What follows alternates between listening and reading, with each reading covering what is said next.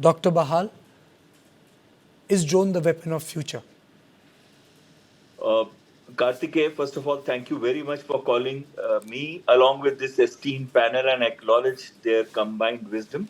Warfare is becoming, Karthikeya, more and more autonomous at the tactical level, where speed of response and the emerging threats that come into multi domain operations make it imperative that we have systems which are able to respond quickly and autonomously, which means that the cheaper combat systems are likely to neutralize the high value targets.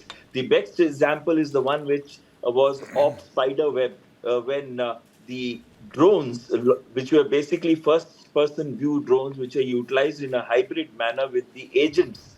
And 117 such drone attacked 5 airfields and neutralized 10 to 20 strategic bombers like T-22 and T-95. And you know what is the cost of a T-22 and a T-95 is between 100 to 125 million dollars.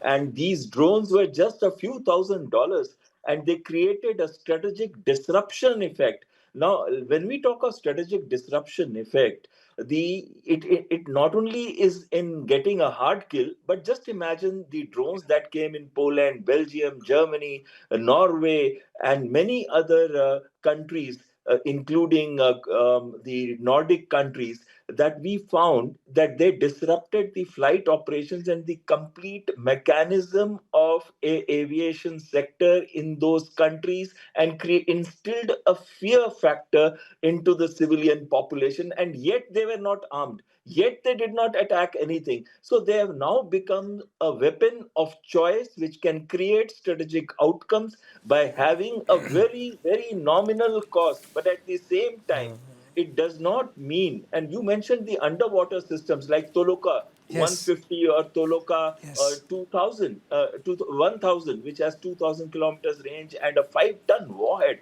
And they yes, created the piers of Crimean Bridge or the coastal defenses, and even they knocked off the Sea Baby, knocked off a submarine, a Russian yes. submarine.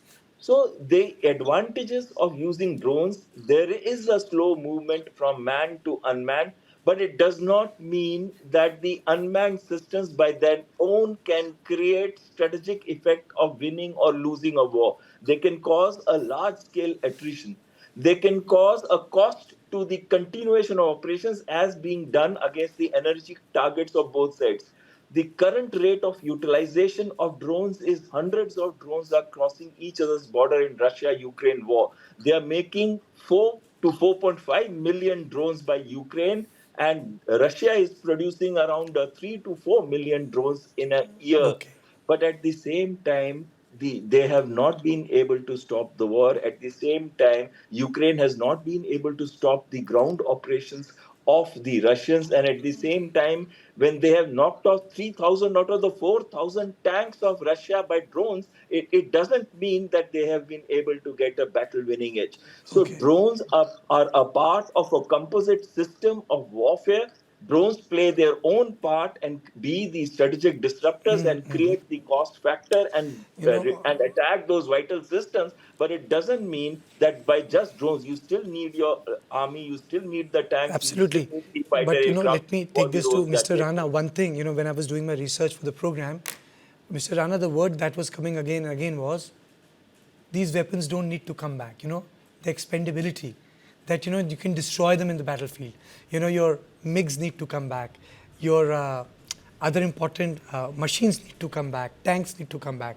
You can use them and destroy them, and that is what these drones are making a difference. You can use them as a kamikaze if they fail. Uh, Thank you, Karthikeya. Good evening to fellow panelists. Great to be with the old friends. First of all, what you talked about is, and what Commodore Bahal also alluded to, it has become a democratization of the drones. This is the word that is now being used: democratization of the air power. That means, what primarily it means is that even the state and the non-state actors who do not have the money power to buy bigger systems can actually play this in any of the warfare, and we see that what is happening in all the wars around us. the kind of it from just being assisting the war, now it has become central to the warfare. So this has been, there is now a doctrinal change that has come to the warfare. Earlier they were part and parcel of, they were one of the weapons, but now more or less these have become central to your doctrine, central to your warfare strategy. And what is the biggest part is that your entire drone. We say drones. You said that they don't need to come back, but actually drones are like ranging from $10 drone to the multi-million dollar drones. They are as good as the aircraft, both in terms of capability and in terms of the price. There you are. Then what Air Commodore Behal also said about he briefly referred to the manned unmanned system. Now this is a new thing that which is now drones are not going to fly by themselves. They are also going to team up with the manned missions. So something that we call about the man unmanned teaming. And there's a already proven the thing by US, by Korea, by China, and also we are also in that field. So that's going to be another big leap forward, where the missions, the what we used to have the packages going earlier, different aircraft doing different roles. Now those many of those roles can be done in the manned unmanned teaming by these combat. Okay, let me redefine this. Maybe I didn't put it properly. Then all of you can come back to it. Mr. Jha, some weapon systems have redefined societies. For example, when the gunpowder came, with Babur, he was able to take on the forge of Ibrahim Lodi. The difference was in thousands. When the tank was introduced, it was a new weapon. When the machine gun, I'm forgetting the name, that big machine gun was used, it redefined the battlefield after World War I. So my question to you, sir, is drone like that, which is redefining our battlefield? Very good question, Karthik, and I compliment you the type of narrative that you have made. I was just about 2 weeks back. I'm also a member of IDST, that is the Institute of Defense Scientists and Technologies.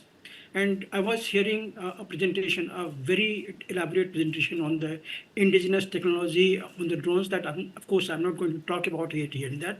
But what I came across is the battlefield inputs is making the technology advance leaps and bounds. What even those project leaders and project directors who had taken up the drone project just about 10 years back or 7 years back, they have changed the course of the technology. And that is how the input of the technology is going to advance. And what you asked me, that when gunpowder came, it went through various periods of various stages of being used in multi probed sort of ways, and that is where today the drone is there. I fully acknowledge what our previous panelists have mentioned. This drone technology is going to dictate the future battlefield. And the military drones are such. Of course, there are many already, but those many already by the major countries, major powers, are going to be redundant in the coming days. Remember that. Because so much of input in the technology has gone right from the airframe. Airframes have now become the stealth. It is radar avoiding. The design is radar avoiding. Launcher, propulsion, flight control, navigation system, sensors, including multitude of multi-mode sensors with the fusion AI technologies going through the target acquisition. It is phenomenal right now, the way it is picking out the target. It could be IR target, it could be the radiation target, it could be any other, even the visual platform target. So ammunitions, the type of ammunition it is carrying, destruction logic, whether it is destructing as a kamikaze or it is firing the power from there, or it is, it is something like guiding the fire from the rear. Yes. All these are going to be there. So today's battlefield is going to be totally dictated by these drones. We haven't seen much of it. the Pakistan, that Operation Sindoor, we haven't seen much of the drones. Those were the old generation drones being used by Pakistan, and most of it were very, very ineffective. They had taken the technology or the drones which were not very proven on the battlefield. Something what the Turkish they had, that didn't have the courage to cross or come anywhere near the international border. Otherwise, you would have been shot on. For the drone, you invariably need favorable air situation. Otherwise, drone will be absolutely ineffective.